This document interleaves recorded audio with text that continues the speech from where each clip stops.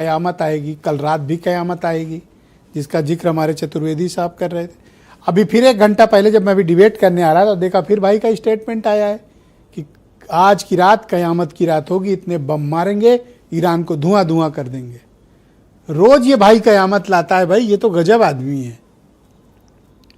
बिल्कुल, देखिए करीब 75 दिन से ज़्यादा होने जा रहा है और बीच में युद्ध विराम चला, लेकिन फिर युद्ध छिड़ गया। अभी लग रहा था कि ये युद्ध सीमित होगा, लेकिन अब ये भीषणता की ओर बढ़ रहा है और मिडिल ईस्ट में, फारस की खाड़ी में वो तनाव, वो स्थितियां फिर दिख रही हैं। लेकिन सबसे बड़ी बात यह है कि अगर किसी का सबसे ज़्यादा नुकसान हो रहा है तो भारत का हो रहा है, क्योंकि हम बड़े देश हैं और ईरान के बाद से जितने नीचे के देश आते हैं वो छोटे हैं। बहुत सारे देशों के पास कम संसाधन है, लेकिन भारत के भी संसाधन सीमित हैं। तेल और गैस की कीमतें आसमान छू रही हैं, हाहाकार मचा है।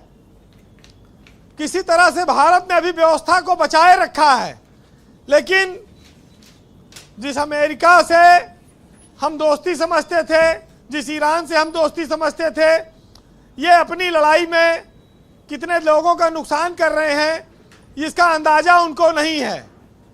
होर्मुज आज भी बंद है और कब खुलेगा ये कोई नहीं जानता है, कितना वक्त लगेगा।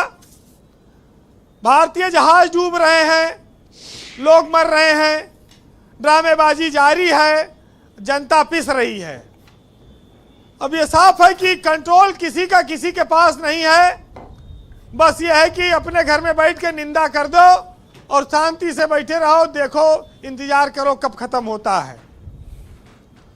इस देश में, इस दुनिया में कोई भी जनता दोबारा युद्ध नहीं चाहती है, लेकिन उसके बावजूद लोगों को युद्ध में झोंका जा रहा है और मुसीबत मिडिल ईस्ट पर है, दक्षिण एशिया पर है, क्योंकि हम बहुत सारे कृपा पर निर्भर हैं। चाहे ईरान ने होर्मुज का बंद कर रखा हो, और एक देश नहीं है, बहुत सारे देश हैं।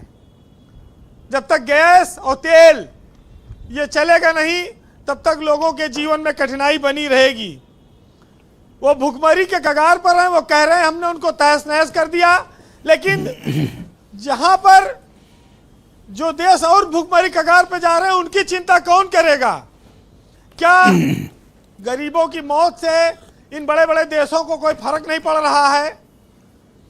जिनके पेट भरे होते हैं वो दूसरों की भूख का एहसास नहीं कर पा रहे हैं। कई तस्वीरें आती हैं, छोटे छोटे बच्चे मर रहे हैं, महिलाएं मर रही हैं, अटैक हो रहा है, विचलित करती हैं तस्वीरें। आज तो अपने देवरिया के एक हैं जिनकी मृत्यु हुई, जिनका कोई दोष नहीं है। उत्तर प्रदेश के नौजवान भी जा रहे हैं। कष्ट की बात यही है कि जो हुक्मरान है, अमेरिका है या ईरान है, इन पर ज्यादा असर नहीं पड़ रहा है इसका। सबसे बड़ी बात ब्रजेश जी ये है कि जब एक आदमी को यह पता चल गया कि ये रास्ता बंद कर दो तो आधी दुनिया छटपटाने लगेगी। अब ईरान कभी भी होर्मुज से अपना नियंत्रण नहीं छोड़ेगा जब तक ये दुनिया रहेगी। या तो ईरान रहेगा, और रहेगा तो फिर होर्मुज पर उसका कब्जा रहेगा, क्योंकि वो जान चुका है कि अब पूरे ईरान की जान इसी होर्मुज में बसी है। अगर ये गया, कितनी इंपॉर्टेंट बात वीरेंद्र जी ने कही। बड़े से बड़ा इंटरनेशनल अफेयर्स का जानकार पत्रकार भी इस चीज को डिकोड नहीं कर सकता जो वीरेंद्र जी ने करके दी। बिल्कुल ठीक आपने कहा, मैं सहमत हूं आपसे। ये एक चोक पॉइंट है और इस चोक पॉइंट पर कब्जा जीते जी बना रहेगा, तभी लोग उनके सामने झुकेंगे और तभी ये अमेरिका की दिमाग भी ठीक होगा। अमेरिका कभी दोस्त बनता है, कभी दुश्मन बनता है। ऐसे लोग सिर्फ अपनी सुविधा से दुनिया का इस्तेमाल कर रहे हैं और कुछ नहीं। लेकिन मुर्दों की सभा में अगर जिंदा रहना है तो युद्ध लड़ना पड़ता है, और भारत अभी तक इन चीजों से बचता आया है। अब ये देखिए कब तक चलता है। हालांकि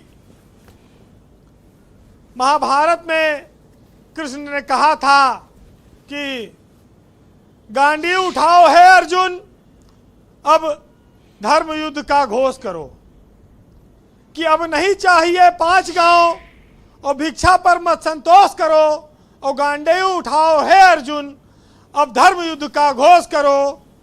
वन उपवन सारे भटक चुके, तुम अमन शांति की आशा में, क्या मिला क्या लगा तुम्हें, बोलो याचक की भाषा में। दुश्मन को दर्पण दिखलाओ जी। अब खुद को तुम निर्दोष करो और गांडी उठाओ हे अर्जुन, अब धर्म युद्ध का घोष करो। बहुत शुक्रिया वीरेंद्र जी, आपका बहुत बहुत धन्यवाद ग्राउंड जीरो से जुड़ने के लिए, अपने फीडबैक, ओपिनियन और ऑब्जर्वेशन